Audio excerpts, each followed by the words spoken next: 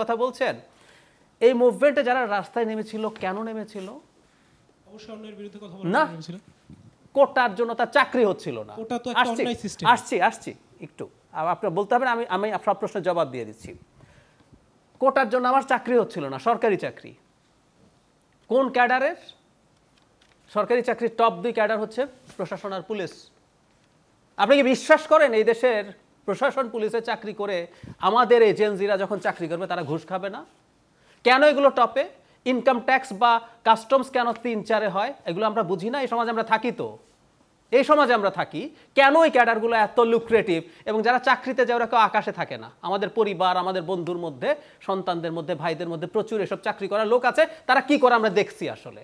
সেজন্য অন্যায়ের বিরুদ্ধে দাঁড়িয়ে গেছে। আম সরি, এভাবে বলতে চাই নাই, কিন্তু কথাগুলো এই রকম। আমি জেনারেলাইজ করছি না, অনেকেই এরকম আছে। তো আমি যে কথাটা বলতে চেয়েছি, জেনজিদের মধ্যে তাদের সাইকোলজি বুঝতে হবে, এটা আমি একমত। এটা আমাদের বোঝা যায় না, নির্বাচন হোক বুঝবো। আমি আর 2টা জিনিস একটু অ্যাড্রেস করি।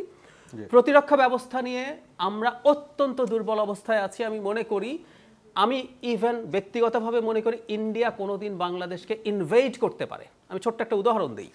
ইন্ডিয়া একটা প্লট তৈরি করছে। রাশিয়া দেখবেন ইউক্রেন অ্যাটাক করার সময় সে একটা ন্যারেটিভ তৈরি করেছে, ওখানে রাশিয়ান স্পিকিং পিপল খারাপ আছে।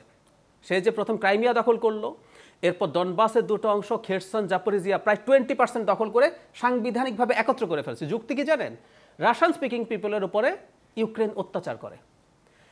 ইন্ডিয়া একটা ন্যারেটিভ তৈরি করছে, আপনারা খেয়াল করেছেন যে তারা custodian of all the Hindus, এবং বাংলাদেশে হিন্দুদের উপরে অত্যাচার হচ্ছে।